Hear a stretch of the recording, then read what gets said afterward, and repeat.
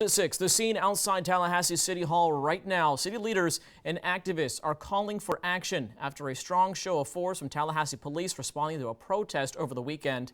Protesters are making their way to the City Hall and making their voices heard just moments before city leaders are expected to address the weekend's demonstration at the City Commission meeting. ABC 27's JADA Williams joins us live outside City Hall where that demonstration is underway.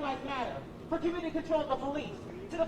Yeah, Channing, you can see right now that there are people who are going around City Hall. They are protesting what happened over the weekend when 15 protesters were arrested, now calling for change with leadership. And it's not just the people out here. There are also people who are weighing in online with the virtual commission meeting.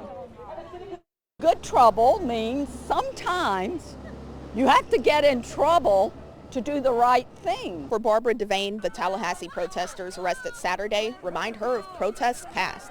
John Lewis, Martin Luther King, Rosa Parks, they all protested in their own way against an unjust law.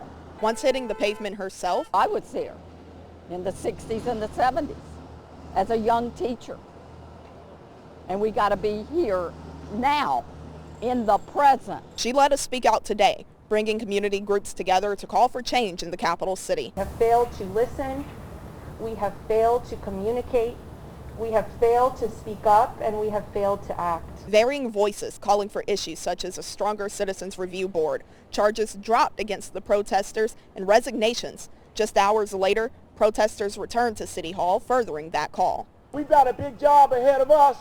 That we don't allow this movement to stop, that we're going to do it peaceably. Saturday's protest was in response to a grand jury clearing 3 officers of wrongdoing after 3 separate fatal shootings. Mayor John Daley proposed changes to the police department that Friday, including use of force review by an outside agency, an audit of the department's use of force policy, and mental health help for those who were affected by officer-involved shootings. But I believe that these 3 proposals will help us increase transparency, build trust, and provide a higher level of response to our community.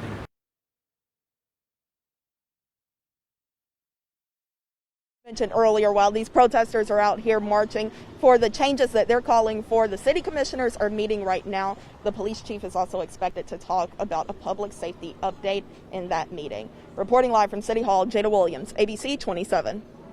And we'll be following that meeting. Thank you, JADA. Commissioners will also finalize an ordinance to create a Citizens Review Board tonight. That 9-person board will review police policy after cases of excessive use of force. The idea came about after George Floyd's murder, as well as local officer-involved shootings.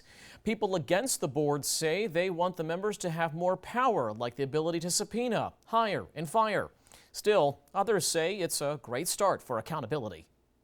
And so powerful in providing transparency and accountability in our local government, and why they are needed to help us have feet on the ground and understanding so many realities that are often lost when we talk about criminal justice or criminal justice reform. The final vote on that board takes place next month.